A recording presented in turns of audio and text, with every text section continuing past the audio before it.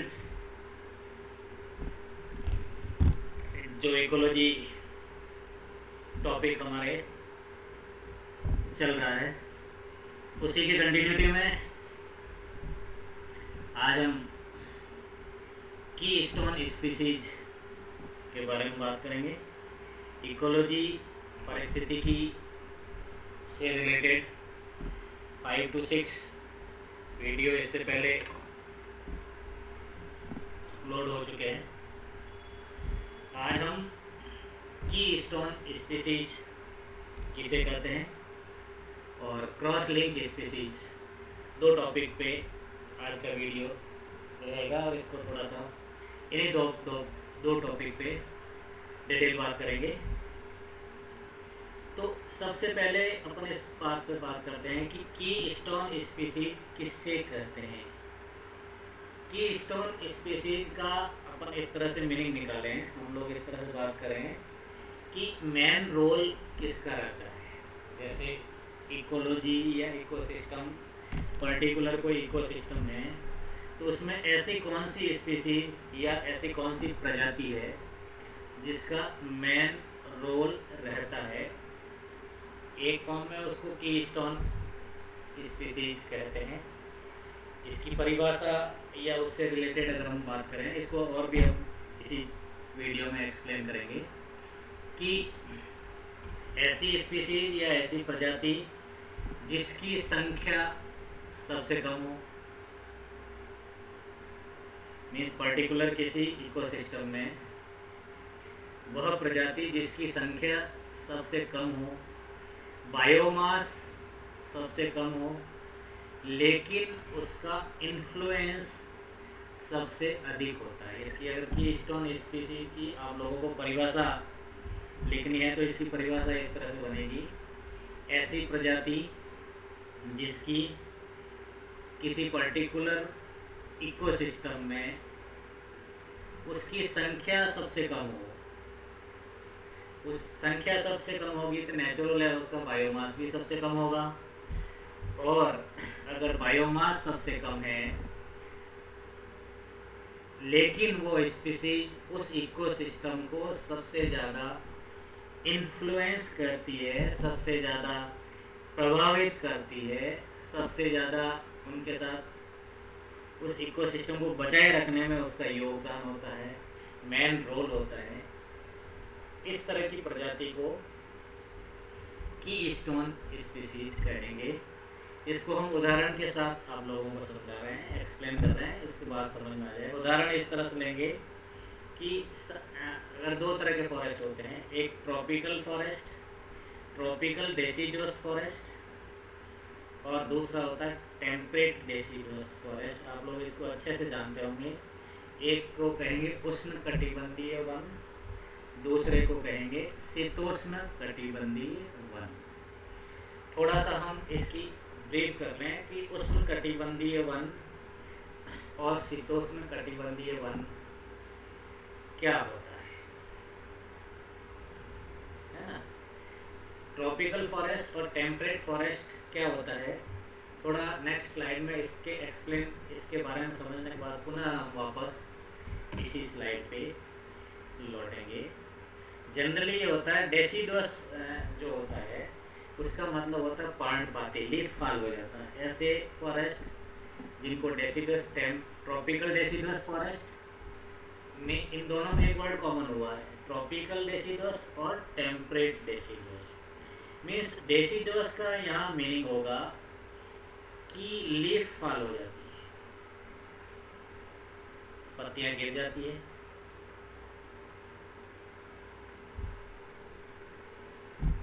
Particular season में, अब पत्तियां गिरने के बारे में आप लोगों ने पढ़ा होगा या देखते होंगे कि साल भर पत्तियां नहीं गिरती है, पर्टिकुलर एक सीजन में ही पत्तियां गिरती है। तो अगर लीफ फॉल होता है, पर्णपात होता है, लीफ पत्तियां गिर जाती है, तो इस तरह के फॉरेस्ट को डेसिडुअस फॉरेस्ट कहते हैं। इस तरह की लीफ को भी डेसिडुअस फॉरेस्ट कहते हैं। परसिस्ट होती है जो चिरस्थायी होती है, कैडुकस होती है और डेसिडुअस होती है ना। लीफ के उसमें आपने पढ़ा होगा कि लीफ डेसिडुअस लीफ होती है कई प्लांट के नाम ही इसी तरह से रखा हुआ, जैसे कैपेरिस डेसिडुआ मीन्स केयर का नाम है। केयर आप लोग जानते होंगे जिसका अचार वगैरह बनता है। तो केयर का नाम जीनस कैपेरिस है और स्पीशीज उसकी डेसिडुआ। डेसिडुआ इसकी जो उसकी लाइफ फॉर्म में पूरी लाइफ साइकिल में पत्तियाँ गिरी हुई रहती है, तुरंत गिर जाती है, इसलिए उसका नाम डेसिडुआ रखा गया है ना। तो डेसिडुआ का फर्स्ट ऑफ ऑल एक सिंगल मीनिंग हम जो निकालेंगे वो इस तरह से होगा कि लीफ फॉल हो जाती है, पत्तियाँ गिर जाती है। अगर हम इसको गौर से देखते हैं तो पत्तियाँ गिरने का मतलब होता है डायरेक्ट तो गिरती नहीं है, पत्ती का कलर बदलता है, ग्रीन लीफ से येलो लीफ में कन्वर्ट होती है, कलर चेंजेज होता है। कलर चेंजेज होने का मतलब क्लोरोफिल जो होता है क्रोमोप्लास्ट में कन्वर्ट हो जाता है। क्लोरोफिल होता है वो क्रोमोप्लास्ट में कन्वर्ट हो जाता है और उसके बाद वो पत्ती उस पेड़ से गिर जाती है। और जैसे इसको इस फॉर्म में पढ़ें कि जैसे गर्मी का सीजन है, मई जून का सीजन है, अप्रैल मई जून का सीजन, जनरली मई जून के सीजन में फॉरेस्ट में लीफ फॉल हो जाता है, पत्तियाँ गिर जाती है। अगर हम फॉरेस्ट में जाते हैं तो उस समय ऐसा लगता है कि उस जंगल में सिर्फ फूट खड़े हैं, लीफ नहीं दिखती, ब्रांच सूखे हुए पेड़ की तरह ट्रीज दिखते हैं।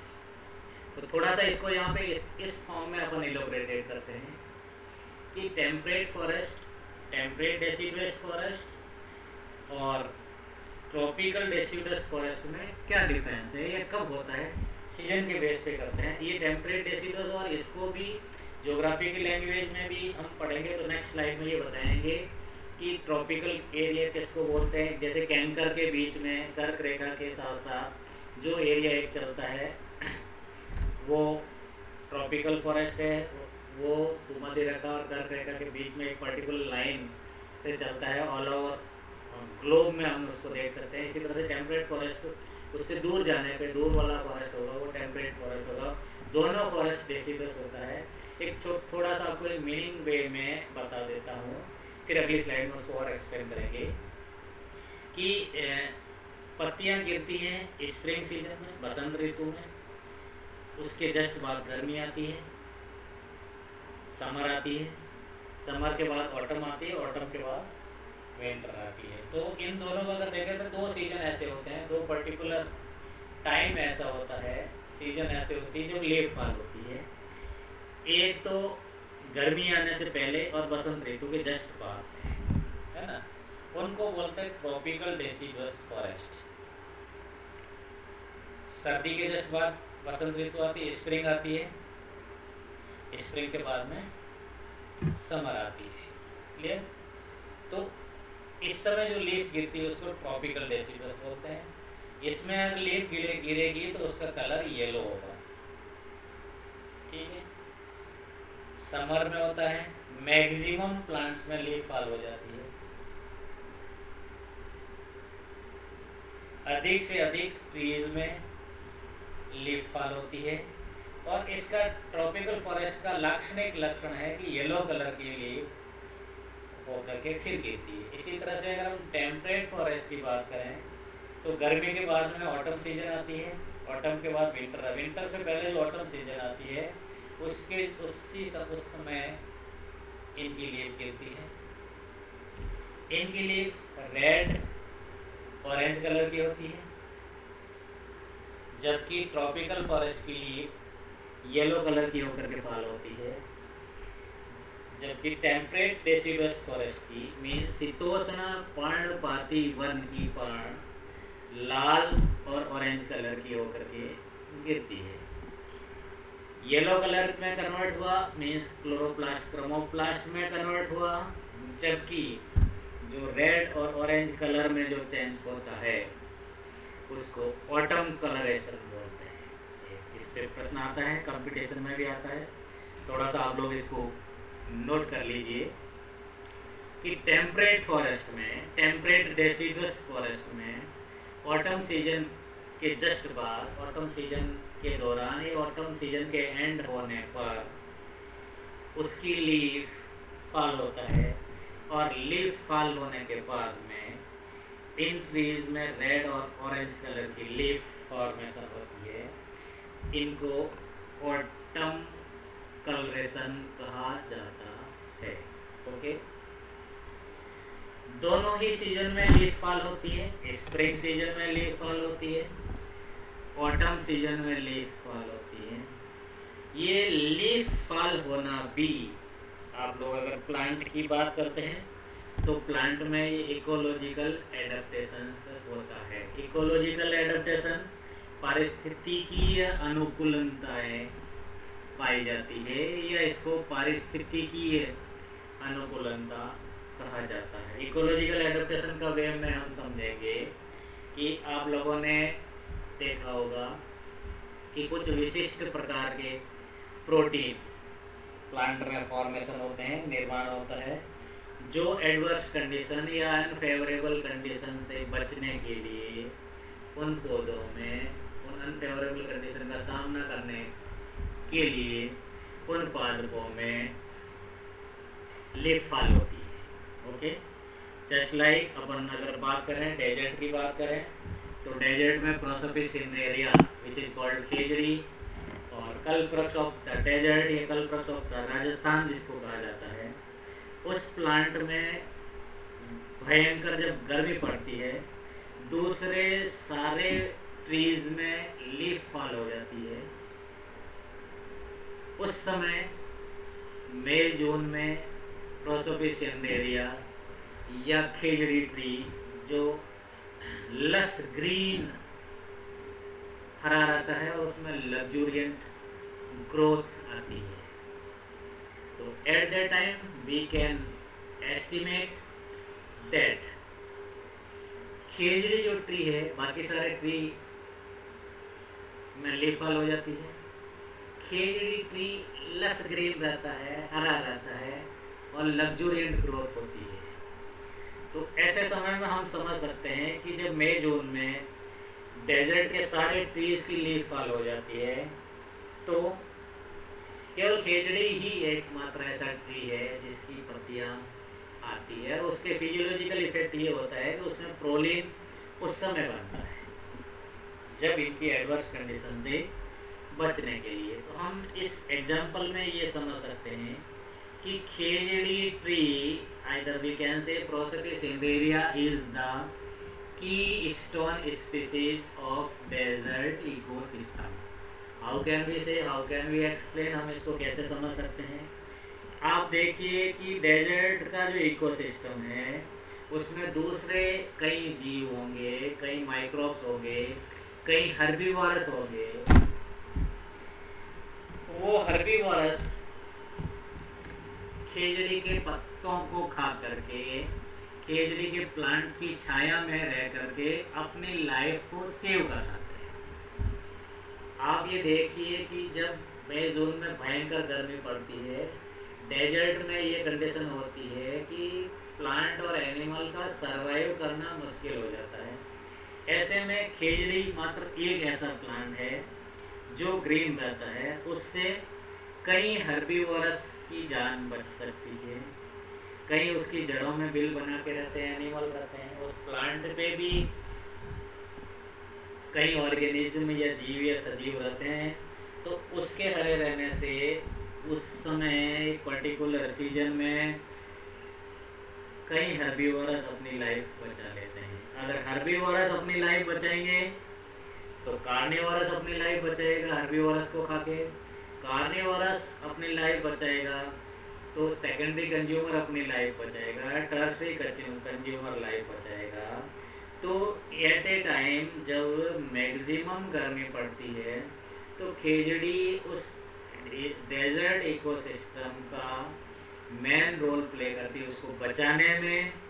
तो भी हम ये कह सकते हैं कि khejri is the keystone species of for Indian desert. इसी तरह से इसके हालांकि खेजड़ी की संख्या कम नहीं होती है, संख्या कम ही होती है। आप ग्राउंड फ्लोरा की तुलना में, अदर की तुलना में इसकी संख्या कम होती है, बायोमास कम होती है, पर डेजर्ट के इकोसिस्टम को उस एडवर्स कंडीशन में उसने बचा दिया। क्लियर? इसी तरह से हम बात करते हैं ट्रॉपिकल फॉरेस्ट में क्या होगा, लीफ फॉल होगा, है ना। जैसे ट्रॉपिकल डेसिडुअस फॉरेस्ट में येलो लीफ हो गई। हम एक फॉरेस्ट के पर्टिकुलर उसकी बात करते हैं, सेकंड एग्जांपल की बात करते हैं। तो इसमें ये देखिए कि फॉरेस्ट में बाकी सारे ट्रीज में लीफ फॉल हो जाता है, केवल फिग ट्री या अंजीर ट्री ऐसा होता है जिसकी लीफ लस ग्रीन रहती है। कब रहती है, समर के टाइम में रहती है, स्प्रिंग से जस्ट बाद। तो अब ये क्या होगा, समर हो गई तो दूसरे सारे प्लांट की लीफ फॉल हो गई। तो उस इकोसिस्टम को सरवाइव करने के लिए हर्बीवोरस हर्ब की जरूरत पड़ती है। हर्ब जल गई गर्मी में, घास रहती नहीं, ग्राउंड फ्लोरा 90% डिस्ट्रॉय हो जाता है, जल जाता है, ख़त्म हो जाता है। तो ऐसी कंडीशन में हर्बीवोरस जो होते हैं उनको भोजन कहाँ से मिलेगा। अगर हर्बीवोरस को भोजन नहीं मिलेगा तो हर्बीवोरस खत्म हो जाएंगे। हर्बीवोरस खत्म होता है तो प्राइमरी कंज्यूमर खत्म हो जाएंगे। प्राइमरी कंज्यूमर खत्म होता है तो सेकेंडरी कंज्यूमर खत्म हो जाएंगे। और सेकेंडरी कंज्यूमर खत्म होता है तो टर्सरी कंज्यूमर भी खत्म हो सकते हैं। क्लियर।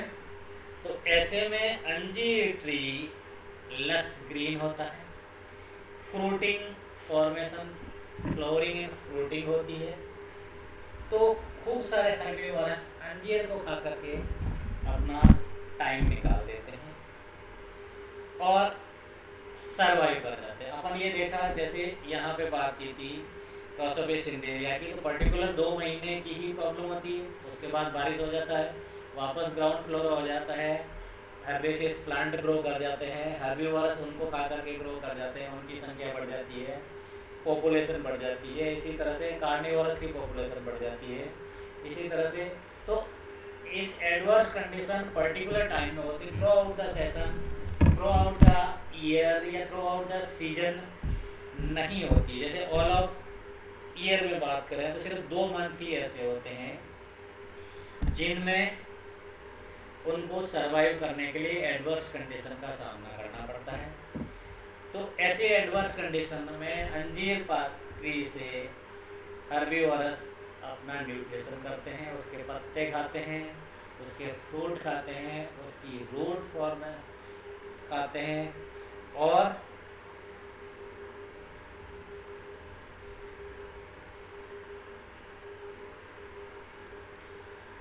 वो अपनी लाइफ साइकिल कंप्लीट कर देते हैं। तो इनमें ये तीनों की स्टोन स्पीसीज हुई। ये जब तक अंजीर के एक ट्री है, आपको ऐसा लगेगा कि इसमें पूरे फॉरेस्ट को इसने सेव कर दिया। क्लियर। इसी तरह से अगर हम फॉरेस्ट की बात करते हैं तो फॉरेस्ट में लॉइन जो होता है वो भी की स्टोन स्पीसीज है ना। यहाँ पे एक बात रह गई कि थोड़ा सा वापस रेड ऑरेंज का बात करते हैं। तो जब दूसरे सारे प्लांट की लीफ फॉल हो जाती है ना, तो इसमें येलो होती है, इसमें रेड और ऑरेंज होती है। तो अगर आप ऊपर से देखें, बर्ड आई व्यू देखें या बाई एरोप्लेन से देखें, हेलीकॉप्टर से देखें, तो ऐसा लगता है रेड और ऑरेंज कलर फायर का होता है। तो फॉरेस्ट में फायर लगी हुई, फॉरेस्ट फायर इसको कहा जाता है। टेम्परेट डेसिडुअस फॉरेस्ट को फॉरेस्ट फायर भी कहा जाता है। इसी तरह से हम की स्टोन स्पीसीज की बात करें तो की स्टोन स्पीसीज में लॉइन इज आल्सो ए की स्टोन स्पीसीज। आप ये देखिए, एक पर्टिकुलर इकोसिस्टम में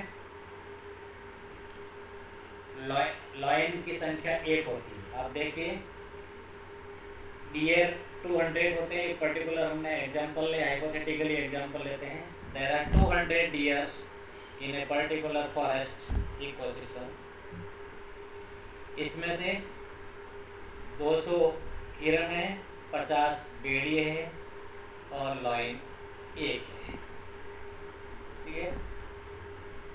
अब ग्रासलैंड है, हिरण इसको ग्रास को खाएगा,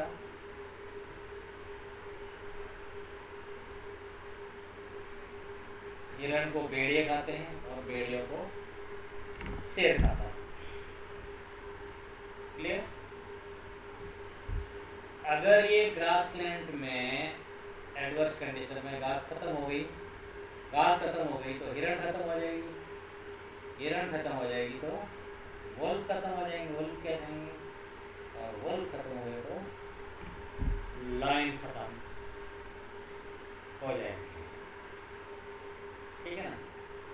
आप ये देखिए कि इसमें से वुल्फ को हटा दें तो हिरण की संख्या बढ़ जाएगी, हिरण को हटा दो वुल्फ खत्म हो जाएगी, एक लाइन को हटा दे तो भेड़िए भेड़िए हो जाएंगे। तो लॉइन इकोसिस्टम को मेंटेन करने का काम करता है। अगर ये लॉइन नहीं होते हैं, जैसे लॉइन को हटा दें, लॉइन जिसको कि स्टोन स्पीसीज कहते हैं, सिंगल स्पीसीज को हम अगर हटा दें तो भेड़ियों की संख्या बढ़ जाएगी, फिर भेड़िए ज़्यादा संख्या बढ़ने के बाद में खुद ही आपस में मरेंगे क्योंकि पॉपुलेशन ज़्यादा होगी। भेड़ियों को हटा दो हिरण की संख्या बढ़ जाएगी, हिरण सिकला। तो इस एग्जांपल में भी लॉयन को की स्टोन स्पीसीज कहा जाता है। इसी तरह से कंगारू रैट एक डेजर्ट में होता है, कंगारू रैट आपने नाम अगर सुना होगा, तो कंगारू रैट को भी डेजर्ट इकोसिस्टम मेंटेन करने का की स्टोन स्पीसीज कहा जाता है। आप लॉयन को समझ गए, लॉयन तो आप जानते होंगे सबसे ज़्यादा इन्फ्लुएंस करता है, तो लॉयन भी की स्टोन स्पीसीज है। इसी तरह से हम कंगारू रैट की बात करते हैं। इसके अगली स्लाइड में वापस ट्रॉपिकल और डेसिडुअस फॉरेस्ट के बारे में हम बात करेंगे। कंगारू रैट की बात करते हैं। कंगारू रैट आपने सुना होगा, डेजर्ट में होता है, बिल में होता है, बहुत गहरा बिल बनाता है।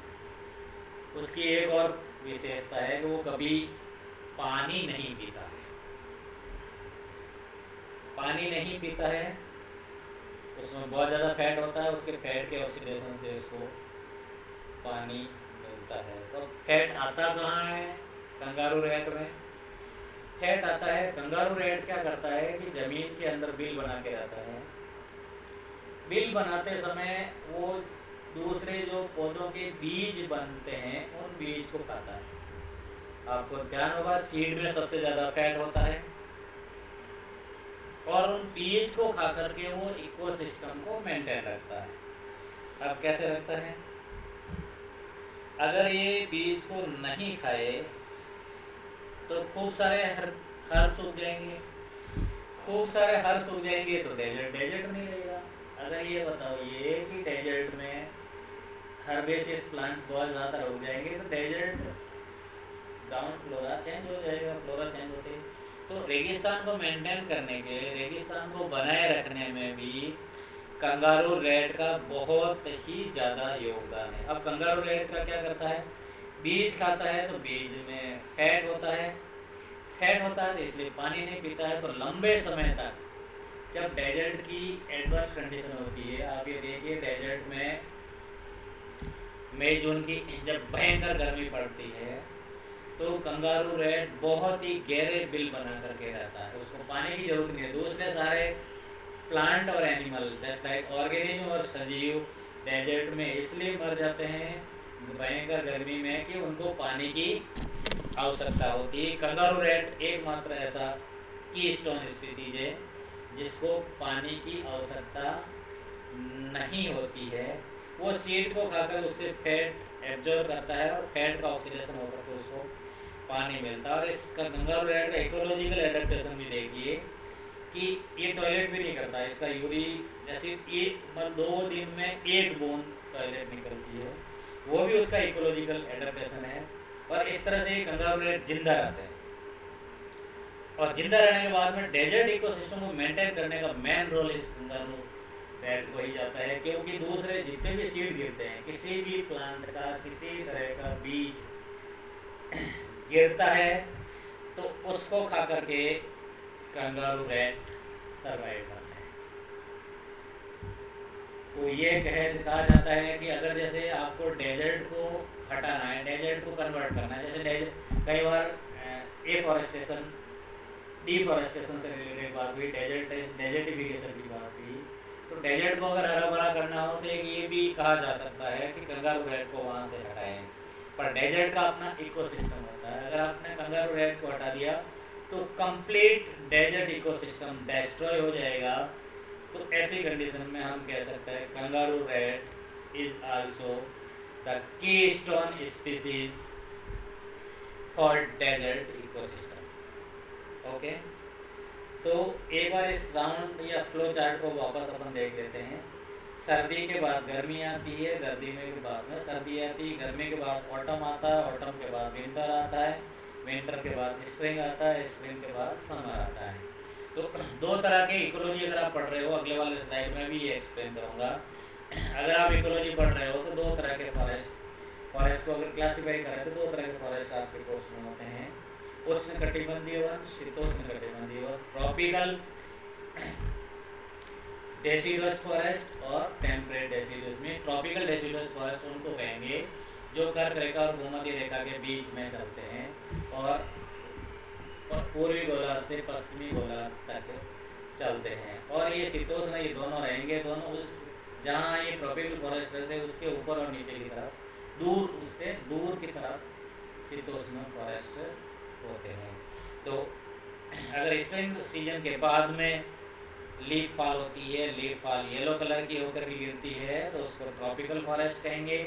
और ऑटम सीजन के बाद में लीफ फॉल होती है और leaf fall deciduous orange colour की होकर लीफ फॉल होती है तो उसको टेम्परेट फॉरेस्ट कहेंगे। टेम्परेट फॉरेस्ट को ही ऑटोकलराइजेशन कहा जाता है। और इस समय अगर बर्ड आई व्यू या हेलीकॉप्टर से हम देखें तो उस फॉरेस्ट को फॉरेस्ट फायर कहा जाता है। क्लियर? थोड़ा सा नेक्स्ट स्लाइड की अगर हम बात करते हैं, फॉरेस्ट को बेसिकली दो पार्ट में डिफ्रेंशिएटेड किया गया है, डिवाइड किया गया है, उष्णकटिबंधीय वन और शीतोष्णकटिबंधीय वन। उष्णकटिबंधीय वन को ट्रॉपिकल फॉरेस्ट कहा जाता है, ट्रॉपिकल रेन फॉरेस्ट कहा जाता है, इसको टेम्परेट फॉरेस्ट कहा जाता है। ट्रॉपिकल जो फॉरेस्ट होता है वो हॉट होते हैं, गर्म होते हैं और सूखे होते हैं, वेट होते हैं, रैनी होते हैं, साल भर वर्ष पर्यंत रेन होती है, हैज नो मोर लिविंग, बहुत ज़्यादा जीवित स्पीसीज होती हैं, प्लांट्स होते हैं, ऑर्गेनिज्म होते हैं, सजीव होते हैं। जबकि इसके अदर हैंड हम दूसरी तरफ बात करते हैं टेम्परेट फॉरेस्ट, तो टेम्परेट फॉरेस्ट गर्म होते हैं, वार्म होते हैं, समर सीजन में होते हैं एंड कोल्ड विंटर में डिफ्रेंशिएटेड होते हैं। समर विंटर एंड कोल्ड में डिफ्रेंशिएटेड होते हैं, बेसिकली कोल्ड सीजन में होते हैं। इनमें गेट लेस बहुत कम रेन होती है और ये रेड या ऑरेंज कलर में होकर के लीफ फॉल होती है। इसी तरह से अगर दोनों के डिफरेंस की बात करें तो इस तरह से दोनों का डिफरेंस आएगा, डेसिडुअस फॉरेस्ट और ट्रॉपिकल फॉरेस्ट।